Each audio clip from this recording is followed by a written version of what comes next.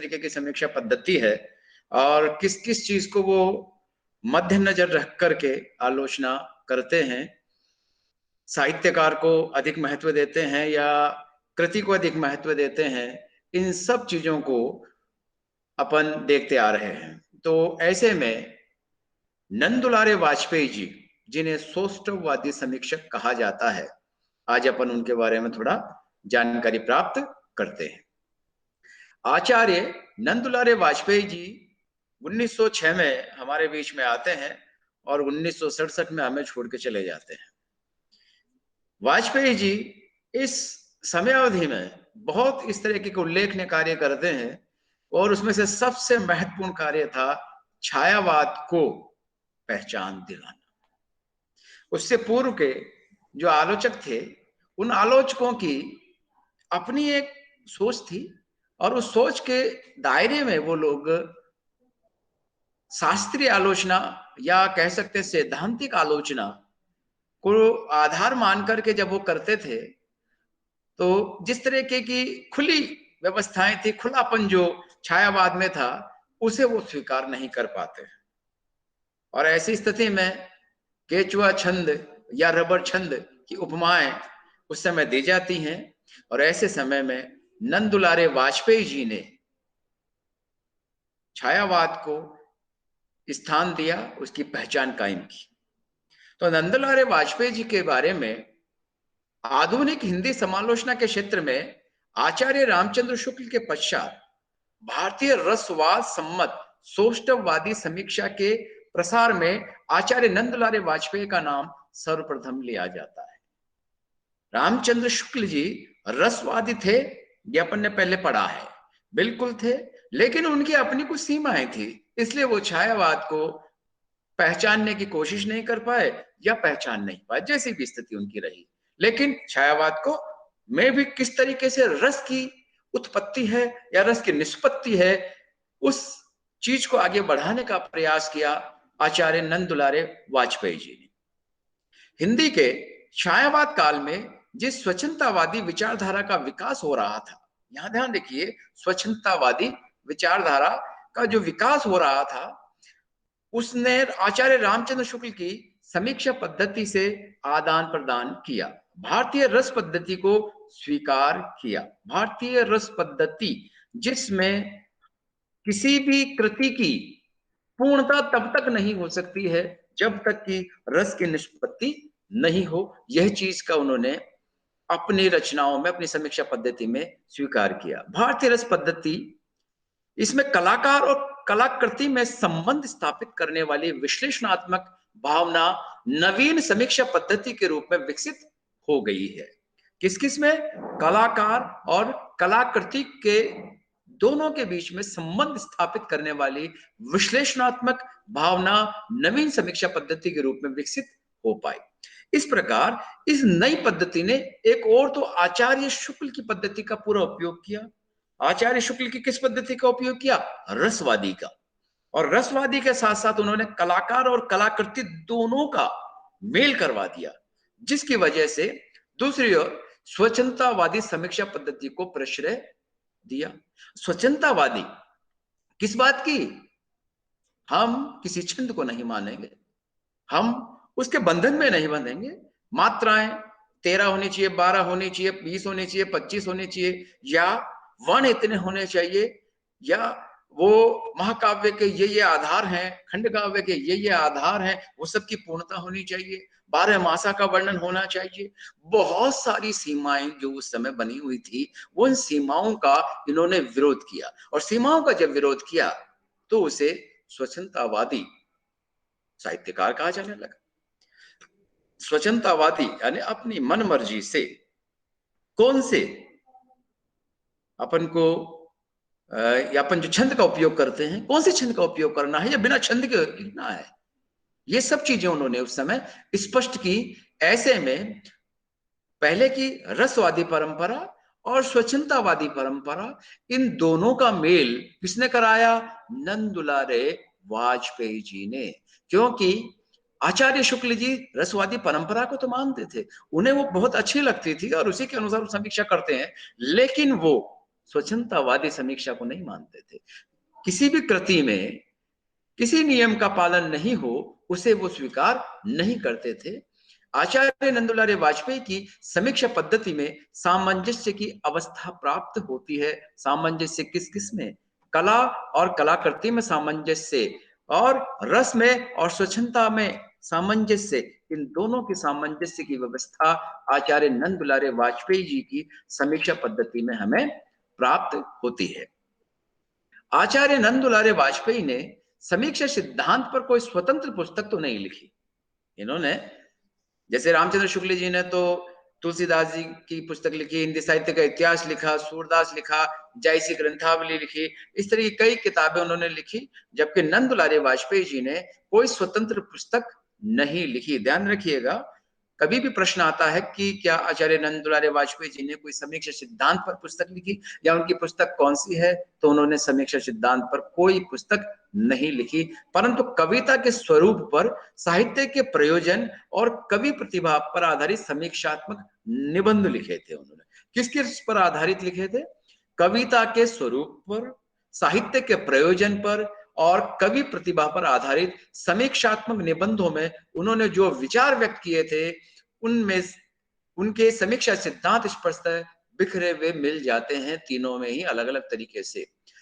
पहले भी ये चीजें स्पष्ट हो गई थी कि वाजपेयी जी हिंदी में सोष्ठवादी समीक्षा पद्धति के पुरस्कर्ता है, अर्थात आरंभ करता हैं। जिन्होंने सोष्ठवादी समीक्षा पद्धति को हिंदी साहित्य में लेकर के आए, वो कौन थे? हिंदी साहित्य में सोष्ठवादी समीक्षा पद्धति को लाने वाले नंदुलारे वाजपेयी जी थे, और उन्हें छायावादी या स्वच्छंदतावादी समीक्षक भी कहा जाता है। क्यों कहा जाता है छायावादी या स्वच्छंदतावादी समीक्षा के आधार पर? पहले मैं आपको बता चुका हूं, क्योंकि वो किसी भी बंधे बंधाए प्रकृत पद्धति के अनुसार जिन कवियों ने नहीं लिखा उनको भी पहचान देते हैं, उनकी कृति को भी समीक्षा के स्तर पर वो मानते हैं। सुविधा की दृष्टि से हम ये कह सकते हैं कि आचार्य नंदुलारे वाजपेयी की समीक्षा पद्धति में इन दो समीक्षा पद्धतियों का समावेश हुआ है, रसवादी और स्वच्छंदतावादी, और इसीलिए नई टर्म यूज की गई कौन सी? सोष्ठववादी समीक्षा पद्धति। ठीक है, सोष्ठववादी समीक्षा पद्धति, जो कि रसवादी समीक्षा पद्धति और स्वच्छंदतावादी समीक्षा पद्धति दोनों का मिश्रण है। समझ आया? छायावाद या स्वच्छंदतावादी समीक्षा पद्धति क्या है, थोड़ा सा और इसको स्पष्ट करते हैं। समीक्षा के क्षेत्र में आचार्य नंदुलारे वाजपेयी की विशेषता यह है कि उन्होंने साहित्य और उसकी समीक्षा को युग जीवन, ये विशेष ध्यान रखिएगा, युग जीवन और परिवर्तित प्रगतिशील परिस्थितियों के अनुरूप बताया। युग जीवन और परिवर्तित प्रगतिशील परिस्थितियों के अनुरूप बताया है, क्योंकि यदि समीक्षक देश काल परिस्थिति के अनुसार उस रचना के साथ न्याय नहीं करेगा, उस रचना को नहीं समझाएगा या समझेगा, तो फिर उस पर अच्छी तरीके से टिप्पणी नहीं की जा सकती है। मान लीजिए आज के परिवेश को लेकर के कोई रचना रची गई है और हम उसकी परीक्षा करते हैं या मूल्यांकन करते हैं आज से 20 साल पहले की परिस्थितियों के अनुसार, तो आज की 20 साल की परिस्थिति जो पहले की है वो कैसे उस कृति का मूल्यांकन कर सकती है, क्योंकि वो परिस्थितियां अलग थी, आज की परिस्थितियां अलग हैं, भिन्न भिन्न है। आज मनोविज्ञान हावी है, पहले मनोविज्ञान नहीं था, समाजवाद हावी हो सकता है, कुछ और चीजें हावी हो सकता है, नैतिकता अनैतिकता ये सब चीजें हावी हो सकती हैं, लेकिन आज न तो साहित्यकार पर और ना ही समीक्षक पर नैतिकता अनैतिकता बाकी सारी चीजें हावी नहीं है, उस पर अपना मनोविज्ञान है। वो जो मन में महसूस कर रहा है वो लिखा जाता है। क्योंकि आज से 50 साल पहले क्या आप सोच सकते हैं कि सिमोन द बाउवार की जो पुस्तक थी द सेकंड सेक्स, अन्य से अनन्य तक, ऐसी पुस्तकें हिंदी में आ सकती थी, उनकी आलोचना आज के संदर्भ में तो की जा सकती है, उस पुस्तकों की आलोचना उस समय के नियमों के तहत की ही नहीं जा सकती है। आज यदि कोई नई कृति हमारे सामने आती है, मान लीजिए अज्ञे की जो उपन्यास है, उन उपन्यास को हम उस समय की परिस्थितियों में देख करके उन पर टिप्पणी करते हैं, तो संभव कैसे है? आदि के द्वीप की आज के संदर्भ में व्याख्या की जा सकती है, आज से 30 साल पहले, 50 साल पहले के संदर्भ में व्याख्या करना बड़ा मुश्किल होता है। दोनों की अलग अलग परिस्थितियां हैं और इसे ही महत्व दिया युग जीवन और परिवर्तन प्रगतिशील परिस्थितियों के अनुरूप नंदुलारे वाजपेयी इन दोनों को स्थान देते हैं। आचार्य शुक्ल की समीक्षा पद्धति युग युगीन सार्वभौमिकता पर आधारित है। युग युगीन सार्वभौमिकता, जबकि युग युगीन सार्वभौमिकता कुछ भी नहीं होती है। आज से 100 साल पहले हो सकता है सत्य की परिभाषा कुछ अलग हो सकता है आज हम जो सोचते हैं वो अलग है। नैतिकता की परिभाषा हो सकता है रामचरितमानस या रामायण के समय में सीता की परीक्षा लेना उस समय नैतिक दायित्व समझा जा सकता है, ये नैतिक राजा के लिए नैतिकता समझी जा सकती है। लेकिन आज के समय में किसी महिला की परीक्षा नैतिकता के दायरे में नहीं आती, उसे भी जीने का अधिकार है, उसका भी अपना नैतिक पक्ष है। यदि वह कहती है कि मैं बिल्कुल पवित्र हूं तो मानना पड़ेगा और मानना चाहिए, क्यों नहीं मानना चाहिए। तो आज की रचना को हम उस समय की दृष्टि से देखेंगे तो हम कैसे न्याय करेंगे। इसलिए सार्वभौमिकता, सूरज उगता है, चांद अनिता उगता है, पृथ्वी चक्कर लगाती है, ये सार्वभौमिक सत्य है। लेकिन सर अनिता को तो यहां पर हम नॉन वेजिटेरियन है, वेजिटेरियन है, यही सार्वभौमिक नहीं है। कुछ यहां हो सकता है वेजिटेरियन हो, लेकिन जहां बहुत सर्दी पड़ती हो या समुद्र किनारा हो वहां वो नॉन वेजिटेरियन हो, क्योंकि जीने के लिए, अपने आप को सर्वाइवल कराने के लिए परिस्थितियों के अनुसार बहुत सारी चीजें बदल जाती हैं, उन्हें फिर वहां अनैतिक नहीं कहा जा सकता है। तो जब वहां अनैतिक नहीं कहा जा सकता है तो फिर वहां की समीक्षा का सिद्धांत अलग हो सकता है और यहाँ के समीक्षा का सिद्धांत अलग हो सकता है। बिल्कुल सही है। यही चीज नंदुलारे वाजपेयी जी में आगे स्थान पाती हैं शुक्ल जी के बनिस्पत। इस दृष्टि से साहित्य की प्रकृति मानव जीवन की प्रकृति के समान ही बहुमुखी और विशाल बन जाती है। छायावादी समीक्षा इसी मानवतावादी दृष्टि को लेकर के चली है और क्षेत्र में सबसे अधिक महत्वपूर्ण योगदान नंदुलारे वाजपेयी जी का है। मानवतावादी दृष्टिकोण अर्थात सभी को बराबर हक है और सभी को जीने का अधिकार है, चाहे वो सरोज स्मृति में सरोज हो, चाहे किसी और पात्र की बात करें, उन सबको जीने का अधिकार है। छायावाद के बारे में आप जानते हैं, छायावाद क्यों आया? जब बहुत परंपरागत स्थितियां बिगड़ गई थी, खाली उसी तरीके का लेख लिखा जा रहा था, तब जो मन की अकुलाहट है, साहित्यकार की मन की अकुलाहट कोई स्थान ही नहीं था, तब छायावाद आता है। वो अपने मन की बात को कहना चाहता है, तब छायावाद आता है। तो वो सब जब मन की बात को कहना चाहता है, अपने मानव होने का एहसास करना चाहता है, किसी दूसरे के मानव होने का एहसास कराना चाहता है, तब छायावाद की बात करते हैं। हम यदि माने कि दूसरे के मानव को हम माने नहीं, उसके अधिकारों को माने नहीं, तो फिर कैसे संभव है ये सब चीजें? नहीं है ना। इसीलिए आचार्य नंदुलारे वाजपेयी जी मानवतावादी दृष्टिकोण जो छायावाद का था उसे रिकॉग्नाइज करते हैं, उसकी पहचान करते हैं और इसी आधार पर वो इसको अच्छा साहित्य मानते हैं। छायावादी समीक्षा अपनी पूर्ववर्ती समीक्षा से और भी कई बातों में भिन्न हो गई। पहली बात कि ये छायावाद ने काव्य को जीवन के अंतरंग से आत्मिक या आध्यात्मिक पक्ष से संबद्ध माना गया। क्या? छायावाद में काव्य को जीवन के अंतरंग से आत्मिक या आध्यात्मिक पक्ष से संबद्ध माना गया। उसका केंद्र अनुभूतिमय, विशुद्ध और निर्विशेष है। विशुद्ध और निर्विशेष, ध्यान रखिएगा कि उन्होंने अंतरंग अनुभूति को उस ईश्वर के साथ स्थापित करने का प्रयास किया। ईश्वर की बात करते हैं, अध्यात्म की बात करते हैं, तो मानव गौण खत्म, मानव नहीं, उसका अंश है। आप और मुझ में उस परमात्मा का अंश है, तो हम भी परमात्मा की कृतियां हैं, प्रतिकृतियां हैं। हमारा को बिल्कुल नगण्य मान लिया जाए संभव नहीं है। दोनों का अंतर यहां पर परिलक्षित होता है, दोनों की पहचान यहां पर परिलक्षित होती है। और यही हिंदी समीक्षा में सीमित और सविशेष पहले बहुत कम थी। पहले ये सब चीजें नहीं थी, अंतरंग अनुभूति को हम ईश्वर के साथ नहीं। पहले तो ईश्वर नेति नेति, मतलब जिसके बारे में विचार करना ही संभव नहीं है वह परमात्मा है। मतलब कोई डरावनी चीज है, कोई पारलौकिक इहलौकिक है ही नहीं, पता नहीं कौन है, पता नहीं कैसा है, और उस पर कोई बात करना चाहे तो नेति नेति, कोई बात ही नहीं करनी है। छायावाद के लोगों ने, महादेवी वर्मा ने रहस्यवाद पर जो लिखा, उनकी कविताओं में जो है, उस परमात्मा को याद करने का, परमात्मा तक जाने का सरल रास्ता, अंतरंग अनुभूति को। जब अंतरंग अनुभूतियां आती है, ईश्वर की देन होती है। बाह्य अनुभूति तो दिखावा होता है, आडंबर है। आचार्य शुक्ल ने अपनी दृष्टि में साहित्य की परीक्षा की और समीक्षा की शास्त्रीय विधि, उससे आगे चलकर वाजपेयी जी ने कलाकार की दृष्टि से समीक्षा का मार्ग प्रशस्त किया। देखिए, कलाकार की दृष्टि से, क्योंकि साहित्यकार को, कलाकार और कलाकृति दोनों को बराबर महत्व देना। कलाकार यदि किसी दुख को महसूस कर रहा है, अपन को भी उसी स्तर तक जाकर के उस दुख को महसूस करके उसकी समीक्षा करनी पड़ेगी। यदि उस स्तर तक नहीं जाते हैं तो हम उसकी समीक्षा नहीं कर सकते हैं।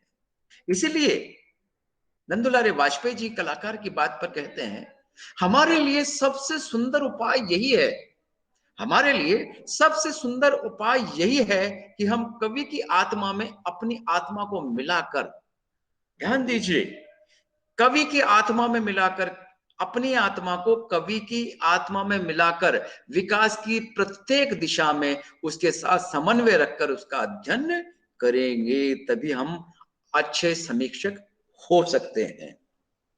ऐसा नहीं है हमारे फिक्स पैरामीटर हैं, टिक लगाते जाएंगे, ये है कि नहीं है क्रॉस, ये है कि नहीं है टिक लगा दिया, यस क्रॉस, यस, ये करते जाएंगे। ये समीक्षा करनी है तो ये कोई मशीन थोड़ी है, हम गाड़ी बेचने जा रहे हैं कि चारों टायर ठीक है कि नहीं है, यस, किलोमीटर में कितना आ रहा है, ये सब चीजें जोड़ जोड़ के उसकी ट्रू वैल्यू निकालनी है क्या? नहीं, उसके आत्मा को निकालना है। समीक्षक का तो काम यही है कि उस कृति की आत्मा तक पहुंचे, कृति कहना क्या चाहती है वहां तक पहुंचे। और इसके लिए क्या जरूरी है? सबसे सुंदर उपाय यही है कि हम कवि की आत्मा में अपनी आत्मा मिलाकर विकास की प्रत्येक दिशा में उसके साथ समन्वय रखकर उसका अध्ययन करें। ये नंदुलारे वाजपेयी जी ने किसी कृति की समीक्षा के संदर्भ में कहा। इसीलिए छायावादी समीक्षा विषय और विषय वस्तु, व्यक्ति दोनों को महत्व दे करके चली है, और यही मार्ग वाजपेयी जी का है। छायावादी समीक्षा दृष्टि स्वच्छंदतावादी है। समीक्षा में लेखक के दृष्टिकोण को प्रमुखता देना स्वच्छंदतावादी की भी एक विशेषता है, और वाजपेयी जी की समीक्षाओं में इस विषय पर प्रधान समीक्षा के बराबर झुकाव दिखाई पड़ता है। क्यों दिखाई पड़ता है? क्योंकि उन्होंने आधार किसको दिया? विषय वस्तु और व्यक्ति दोनों को, और व्यक्ति और विषय वस्तु पूनम को ज्वाइन कर दोनों को लीजिए। सम्मिलित करते हुए वो रचना करते हैं। और मैं अभी वो नहीं लगा। छायावाद की समीक्षा विषय और विषय वस्तु व्यक्ति दोनों के महत्व देकर के चली, यही बराबर झुकाव नंदुलारे वाजपेयी जी का उनकी समीक्षा पद्धति में हमें स्पष्ट दिखाई देता है। वाजपेयी जी की समीक्षा पद्धति के संदर्भ में एक तुलना बड़ी मनोरंजक है कि जहां आचार्य शुक्ल के काव्य सिद्धांत तुलसी के आधार पर निर्मित हुए, वहीं वाजपेयी जी की मान्यताएं प्रसाद से प्रभावित हैं। प्रसाद जी रसवादी कलाकार थे और वाजपेयी जी रसवादी समीक्षक थे, किंतु किस प्रकार प्रसाद जी का रसवाद नैतिकता या स्थूल उपयोगिता का आधार लेकर के नहीं चलता है, उसी प्रकार वाजपेयी ने भी नैतिकता का बंधन स्वीकार नहीं किया।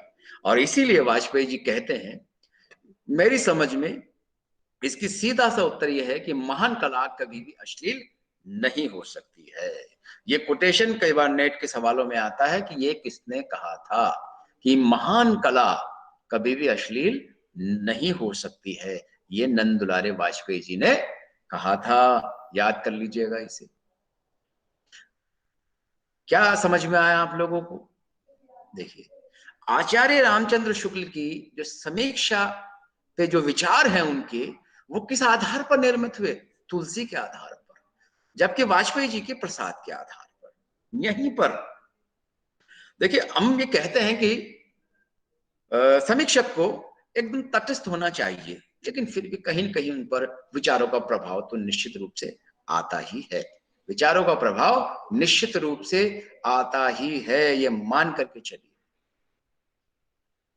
आचार्य रामचंद्र शुक्ल उस समय के थे जहां पर अपना नैतिकता वाला जो सनातन धर्म है उन पर पूर्णतया हावी था, और उन्होंने तुलसी की जो विचार हैं वही सामाजिक और उनके लिए बड़े महत्वपूर्ण विचार हैं। तो हर रचना में वो वही देखने का चाहते हैं। जिस रचना में राम को प्रजापालन का उपदेश दिया हो, भरत को प्रजापालन और भाइयों की सेवा का उपदेश दिया हो, पत्नियों को अपने सास की सेवा, पति की सेवा करने का उपदेश दिया गया हो, कौशल्या की जो बहुएं हैं सब उनकी सेवा करने के लिए, सीता को अपने पति धर्म निभाने की उपदेश दिए गए हो, तो उस समय यही उपदेश महत्वपूर्ण हुआ करते थे। तुलसीदास जी के समय में कोई ये उपदेश थोड़ी दिया जा सकता है कि बच्चियों को पढ़ा करके बराबर का अधिकार देना है और उन्हें भी राजा बनाना है। ये तो सोच में ही नहीं था ना। बच्चियां बराबर के आकर के प्लेन चलाएंगी, गाड़ियां चलाएंगी, ये तो उस समय सोच में ही नहीं था। तो जब इस सोच में, कृतिकार की सोच में नहीं था, तो समीक्षक के सोच में कहां से आएगा, बताइए भैया। उस समय सत्यनारायण जी की कथा सुन रहे हैं, रामचरितमानस का पठन कर रहे हैं, तो क्या करना है, सबको वही शिक्षा दो, घर को चलाना है, गृहस्थी को चलाना है, बड़े का आदर करना है, और बाकी चीजें जो प्रगतिशील व्यवस्था है वो सब चीजें उस समय नहीं थी, और नैतिकता पूर्णतया उस हावी थी। और वही नैतिकता की जो विचार तुलसीदास जी के में थे, तभी तो परीक्षा हुई सीता की। यही नैतिकता के विचार रामचंद्र शुक्ल जी के मन में भी थे, इसीलिए उन्होंने आगे की रचनाओं को बेकार कर दिया, रीतिकाल की रचनाओं को बेकार कर दिया, क्योंकि उनमें उनको नैतिकता दिखती ही नहीं थी। यहीं पर वाजपेयी जी पर प्रभाव किसका पड़ा, प्रसाद का पड़ा, जयशंकर प्रसाद जी का। जयशंकर प्रसाद जी वैसे बहुत ही सांस्कृतिक, इतिहास को महत्व देने वाले, गौरव गाथा गाने वाले रचनाकार थे। उन्होंने, आपने उनके उपन्यास वगैरह, वो उनके जितने भी नाटक वगैरह पढ़े होंगे, सब में भारतीय वांग्मय, भारतीय संस्कृति, भारतीय इतिहास को उन्होंने गौरवान्वित किया है। लेकिन कलाकार के रूप में जब वो लिखते हैं, तब वहां पर वो नैतिकता का बंधन स्वीकार नहीं करते हैं। और नंदुलारे वाजपेयी जी इन्हीं चीजों को लेकर के कहते हैं कि कोई भी महान कला कभी भी अश्लील नहीं हो सकती है। तो सोष्ठवादी समीक्षा पद्धति आचार्य नंदुलारे वाजपेयी जी की है, जिसमें रसवाद और स्वच्छंदतावाद दोनों का मिश्रण है। समझ गए आप? ठीक है। तो इन समीक्षाओं में, सोष्ठवादी समीक्षा पद्धति में, सोष्ठवादी धारा की पूर्ण प्रतिष्ठा नंदुलारे वाजपेयी जी ने की। उन्होंने भारतीय अलंकार शास्त्र से तथा पाश्चात्य समीक्षा शास्त्र से बहुत कुछ ग्रहण किया है। छायावाद में बहुत अलंकारों का प्रयोग हुआ है, मानविकरण अलंकार छायावाद की बात से आने शुरू हुआ था। उन दोनों के सम्मिलित तथा समन्वित रूप को आत्मसात कर लिया। हिंदी की सोष्ठवादी समीक्षा पद्धति भी रस सिद्धांत के व्यापक और विशद स्वरूप को अपना कर चलती है, रसवादी और सोष्ठवादी समीक्षा पद्धति। इसीलिए पश्चिम के स्वतंत्रतावाद की तथा पूर्ण रूपेण स्वच्छंदतावादी नहीं कही जा सकती है, क्योंकि इसमें बीच बीच में रस और उस समय की देशकाल परिस्थितियों के ब्रेक लग जाते हैं, और वो पूर्णतः स्वच्छंद जो पश्चिम की स्थिति थी वो नहीं आ पाती है यहाँ पर, क्योंकि भारतीय संस्कृति का और सभ्यता का प्रभाव तो निश्चित रूप से आना ही आना है, चाहे वो साहित्यकार हो चाहे समीक्षक हो, यही चीजें उनमें आती है। उन्होंने उन सब चीजों को करा, पाश्चात्य साहित्य का अध्ययन किया, लेकिन उसका पूर्ण रूपेण कॉपी नहीं की, अपनी मौलिकता उसमें स्थापित की। आचार्य नंदुलारे वाजपेयी में इसी समन्वित रूप की समीक्षा मिलती है। उन्होंने शुक्ल जी की विश्लेषणात्मक पद्धति को कुछ आगे बढ़ाकर पूर्णतः निगमनात्मक कर दिया है, अर्थात जो जो सही है उन्हें रखेंगे, बाकी को काट देंगे, निगमन कर देंगे, हटा देंगे। उन्होंने उनकी वर्ण व्यवस्था वाले नीतिवादी दृष्टिकोण को मानकर कल्याण को लोक मंगल में बदल दिया। जहां आचार्य रामचंद्र शुक्ल में वर्ण को लेकर के, वर्ण व्यवस्था को लेकर के बात अलग तरीके से सोचते हैं, वहीं पर ये लोक मंगल की भावना को लेकर के चलते हैं आचार्य नंदुलारे वाजपेयी जी। और इसी वजह से इनका व्यापक क्षेत्र में प्रतिष्ठित होना छायावाद का और भारतीय रस सिद्धांत का, ये इसी कारण से हुआ क्योंकि वो वर्ण व्यवस्था या किसी अन्य नैतिक बंधन में नहीं बंधे। और उसी के बाद संवेदना से जो सामंजस्य स्थापित करके उन्होंने व्यापक सत्य के रूप में उस चीज को स्वीकार किया। रस की यह व्यापकता प्राचीन आचार्यों द्वारा प्रतिष्ठित की गई थी, जिसको अपने हिसाब से, स्वच्छंदतावादियों के हिसाब से वाजपेयी जी ने प्रयोग किया। कह सकते हैं, कहीं पर भी हम ये नहीं कह सकते कि उन्होंने शुक्ल जी की अमूल्य निधि को आगे नहीं बढ़ाया। वास्तव में उन्होंने शुक्ल जी की अमूल्य निधि को ही आगे बढ़ाया था और आगे लेकर के चले। और इसी वजह से सोष्टवादी समीक्षा के अनुरूप वाजपेयी जी ने रस सिद्धांत को स्वीकार किया था। और ये कैसे रस सिद्धांत को अपने तरीके से कैसे स्वीकार करते हैं, एक उदाहरण मैं आपको बताता हूं। वाल्मीकि के काव्य में तत्कालीन समाज की छाया के साथ मानव जीवन के कतिपय स्थायी आदर्शों का उल्लेख भी है। यही साहित्य की गुण सापेक्षता और युग निरपेक्षता का समय है। समय बदलता है, सामाजिक आदर्श बदलते हैं, परंतु कतिपय मूलभूत जीवन तथ्यों में परिवर्तन नहीं आता है। और इन्हीं मूलभूत जीवन तथ्यों को हम मानवतावाद या मनुष्य की सांस्कृतिक चेतना की स्थायी देन कह सकते हैं। जो चीजें नहीं बदलती है वही मानवतावाद है, मनुष्य की सांस्कृतिक चेतना वही है, नहीं तो आदर्श बदलता जाता है। एक समय वर्ण व्यवस्था में विवाह अलग आदर्श था, आज जाति के बंधन ढीले हो रहे हैं, विवाह अलग तरीके से हो रहे हैं। लिविंग इन रिलेशनशिप आजकल आए तो आदर्श की परिभाषाएं, आदर्श की स्थितियां ही बदल रही है। तो ऐसी स्थिति में रचनाओं की जो प्रकृति है वह भी बदल रही है। काव्य का श्रेष्ठत्व का प्रमुख उपादान उसमें निहित मानवतावाद है। आदर्श बदले जा सकते हैं, लेकिन मानव एक समान और किसी को दुख नहीं देने की भावना, ये तो सदैव रहेगी, नहीं बदल सकती ना, क्योंकि यही तो मानवीकरण है। इसीलिए भारतीय आचार्यों ने सैद्धांतिक दृष्टि से काव्य और साहित्य को रसात्मक कहा है, क्योंकि अब रस की, किसी को मारधाड़ में तो रस की उत्पत्ति नहीं हो सकती ना, किसी की सृजन में ही हो सकती है। रस शब्द से ही उसका आशय उसकी मौलिक और मूल्यवान मानव भावना से है, जिसकी श्रेष्ठ काव्य में सृष्टि होती है।